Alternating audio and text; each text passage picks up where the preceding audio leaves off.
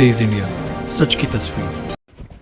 नमस्कार, आप देख रहे हैं तेज इंडिया टीवी और मैं हूं आपके साथ आरती सिंह आजाद। रुक करते हैं आज की खास खबरों की ओर। अपनी विभिन्न मांगों को लेकर बीते 13 दिनों से प्रदर्शन कर रहे संविदा स्वास्थ्य कर्मियों द्वारा मंगलवार को जोरदार प्रदर्शन किया गया। 13वें दिन प्रदर्शन के दौरान संविदा कर्मचारियों द्वारा थाली में आधी रोटी रखकर प्रदर्शन किया जा रहा था। कर्मचारियों द्वारा आधी रोटी आधा पेट संविदा जीवन चढ़िया भेंट के नारे लगाकर प्रदर्शन किया गया। कर्मचारियों का कहना है कि संविदा कर्मचारियों को आधा वेतन दिया जा रहा है और काम पूरा लिया जा रहा है, लेकिन उसके बाद भी आज तक उन्हें नियमित नहीं किया गया। अपने नियमितीकरण की मांगों को लेकर वह प्रदर्शन कर रहे हैं। गुलाब चक्कर में प्रदर्शन कर रहे इन कर्मचारियों द्वारा काम बंद करके लगातार प्रदर्शन किया जा रहा है, लेकिन उसके बाद भी सरकार इनकी मांगों पर सुनवाई नहीं कर रही है, जिससे नाराज होकर अब यह उग्र आंदोलन की ओर बढ़ रहे हैं। माननीय मुख्यमंत्री जी को इतना एहसास नहीं है कि कर्मचारी स्वास्थ्य जितने संघ के कर्मचारी हैं वो अपनी जान गंवा रहे हैं, लेकिन फिर भी वो उनका रुख हमारी ओर नहीं हो रहा है। तो इस रुख को देखकर हमको ऐसा लगता है कि माननीय मुख्यमंत्री को संविदा स्वास्थ्य कर्मचारी की बिल्कुल भी सुख नहीं है। आज हमने यहाँ पर 13वें दिन पर एक अनोखा प्रदर्शन किया है और वो जायज़ है। जो प्रदर्शन है कि आधी रोटी आधा पेट संविदा जीवन चढ़ गया पेट।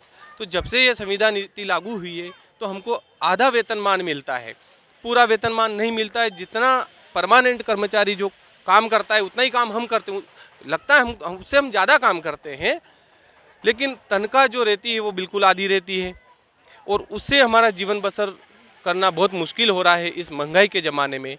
माननीय मुख्यमंत्री जी से विनम्र निवेदन है और जितने भी संविदा स्वास्थ्य कर्मचारी हमारे यहाँ पर रतलाम जिले के बेटे हैं, लगभग 598 यहाँ पर संविदा स्वास्थ्य कर्मचारी हैं जो अलग अलग कैडर से हैं। एएनएम कैडर है और हमारे सीएचओ हैं, सामुदायिक स्वास्थ्य अधिकारी, वो बेटे हैं, स्टाफ नर्स हैं, बीसीएम साहब हैं, बीपीएम हैं, डीसीएम हैं, डीपीएम साहब हैं, सारे लोग यहाँ पर बैठे हैं, जिसकी वजह से काफ़ी स्वास्थ्य विभाग का स्तर काफ़ी गिर रहा है। अगर ये कंटिन्यू हड़ताल चलती रही तो आने वाले समय में जो मध्य प्रदेश की रैंकिंग है वो पूरे भारत में नीचे गिरती जाएगी और इसका जवाब माननीय मुख्यमंत्री जी को देना पड़ेगा। मुख्यमंत्री हेल्पलाइन में पुलिस विभाग की शिकायतों के निराकरण में रतलाम पुलिस फिलहाल अव्वल नंबर पर आती नजर आ रही है। नवंबर माह की बात की जाए तो लगभग 560 शिकायतें सीएम हेल्पलाइन में दर्ज हुई थी, जिनमें से करीब 500 शिकायतों का निराकरण अब तक संतुष्टिप्रद होना बताया जा रहा है।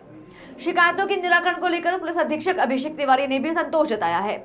उनका कहना है कि हर स्तर पर शिकायतों का समय पर समाधान हो रहा है, जिसके चलते नवंबर माह में अधिकांश शिकायतें निराकृत हो चुकी हैं। चुनिंदा शिकायतें ही ऐसी हैं जिनका निराकरण होना शेष है। प्रति माह जो हम लोग शिकायतों के माहवार फोकस करते हैं, तो नवंबर माह की यदि बात करें तो लगभग 560 कंप्लेंट्स ही हमारे क्लाइंट में हुई थी और उसमें से लगभग 490 से 500 तक की कंप्लेंट्स निकल चुकी हैं। बाकी भी जो बची हुई कंप्लेंट्स हैं उसके बारे में निर्देशित किया हुआ है और उस पर लगातार थाना स्तर से या फिर एसपी ऑफिस स्तर से या वरिष्ठ कार्यालय से भी उसका ध्यान देते हुए समीक्षा करते हुए निकाल किया जाएगा। जिले में कोरोना की दस्तक होने पर उससे निपटने के लिए हम कितने तैयार हैं, इसका पता लगाने के लिए एक बार फिर से जिला अस्पताल परिसर में मॉक ड्रिल की गई। पीपीई किट पहनकर डॉक्टर स्वास्थ्य विभाग के कर्मचारी जब अस्पताल में एक बार फिर घूमते नजर आए तो पहले कोई को समझ नहीं पाया कि आखिर मामला क्या है। यह सब कुछ देखकर सभी को कोरोना के दिन याद आ गए थे। स्वास्थ्य विभाग के महकमे को इस तरह से अस्पताल परिसर में घूमकर देख घबराए लोगों ने जब जानकारी जुटाई तो मामला क्या है तब उन्हें पता चला कि यह मॉक ड्रिल का हिस्सा है और यदि फिर से कोरोना दस्तक देता है तो उससे निपटने के लिए तैयारियों की समीक्षा की जा रही है। अस्पताल परिसर में मॉक ड्रिल अलग अलग पैमानों के आधार पर की गई। सुबह से शुरू हुई तैयारियों की समीक्षा शाम तक चलती रही। इस दौरान अस्पताल में ऑक्सीजन की व्यवस्था और यहाँ लगाए गए प्लांट कितना फिट है वह भी देखा गया। इसके अतिरिक्त वेंटिलेटर और अस्पताल में उपलब्ध दवाओं की जानकारी भी जुटाई गई। तैयारी करिए सर, किस चीज़ की तैयारी करिए? आज प्रदेश व्यापी संभावित कोविड के केसेस का आने की संभावना को देखते हुए प्रदेश स्तर पर मॉक ड्रिल आयोजित की गई, जो कि आज 10 बजे से शाम तक चलेगी। इसमें कुछ पैरामीटर्स दिए हैं, जैसे हमारे वेंटिलेटर्स कितने हैं, ऑक्सीजन की क्या व्यवस्था है, मरीजों के सैंपलिंग की क्या व्यवस्था है, मरीजों को ट्रांसपोर्टेशन की क्या व्यवस्था है, ऑक्सीजन के बेड्स की क्या व्यवस्था है अस्पताल में, और इस तरह के दवाइयों की क्या व्यवस्था है। कोविड से संबंधित जो भी आवश्यकता अपने रहती है इमरजेंसी में, उसकी एक चेकलिस्ट दी गई है। चेकलिस्ट के मुताबिक हमें सारे काम करना है और शाम को उसका कंपाइलेशन होगा पूरे प्रदेश में। कहीं कोई कमियां तो नहीं पाई गई है। अभी अपने यहाँ किसी प्रकार की कोई कमी नहीं आई है और आपके मीडिया के समक्ष, जनप्रतिनिधियों के समक्ष हमने जनता के सामने अपने ऑक्सीजन प्लांट को चालू करा है। आज मॉक ड्रिल के तौर पे करा है। वैसे तो हमारा ऑक्सीजन प्लांट से ही हमारे ऑक्सीजन सप्लाई अभी आईसीयू वार्ड में चल रही है। इसी प्रकार इस जिला चिकित्सालय में 2 प्लांट लगे हैं। एक बाल चिकित्सालय में एलएमओ प्लांट है और जिला चिकित्सालय में पीएसए प्लांट है। एलएमओ प्लांट लिक्विड ऑक्सीजन का प्लांट है, उसमें 6000 लीटर ऑक्सीजन के हिसाब सप्लाई होती है और ये हमारा इसमें इंस्टेंट ऑक्सीजन निर्माण होते रहता है और सप्लाई होते रहती है पीएसए प्लांट। एम्बुलेंस व्यवस्था हमारी अच्छी थी। एम्बुलेंस देख लेते 108 एम्बुलेंस भी थी, जिसमें आज हमने एक मरीज को, हालांकि वो एक मॉक ड्रिल का हिस्सा नहीं था, फिर भी हमने एक मरीज को उसमें मरीज बना करके और हमारी पीपीई किट पहना करके ड्राइवर से और सारी उनकी हमने व्यवस्थाएं जांची कि वो किस तरह से मरीज को शिफ्ट करते हैं, तो वो कार्य संतोषजनक पाए गए। सर कुछ एम्बुलेंस बंद भी पड़ी हुई है सर यहाँ पे? हमारे इसके लिए 108 एम्बुलेंस है, वो मेरे ख्याल से 141 समथिंग और सीएमएचओ साहब को से मिलेगा। हमारी कोई एम्बुलेंस बंद नहीं है, हमारी दोनों एम्बुलेंस सामने खड़ी है।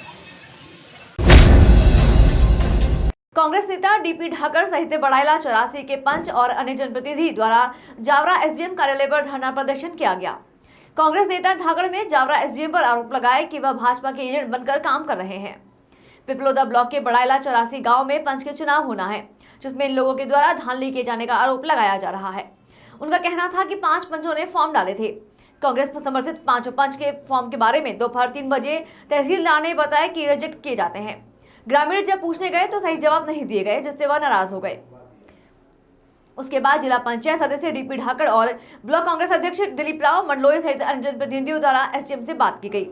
ग्रामीणों का कहना था कि हमारे फॉर्म 23 तारीख को जब चेक किए गए तब सही थे, आज क्या कारण रहा कि हमारे रिजेक्ट कर दिए गए। इस पर अधिकारियों का कहना था कि इसमें पेपर कम है। तब ग्रामीणों ने उनकी रसीद बताई तो जिम्मेदारों ने चुप्पी साध ली। ये अधिकारी भारतीय जनता पार्टी के एजेंट है और एजेंट के रूप में काम करते हुए यहाँ पर लोकतंत्र और आचार संहिता का उल्लंघन कर रहे हैं। लोकतंत्र की हत्या इनके कागज के टुकड़ों से कर रहे हैं। इसके लिए फिलहाल इतना ही। खबरों में लगातार बने रहने के लिए देखते रहें तेज इंडिया टीवी। नमस्कार।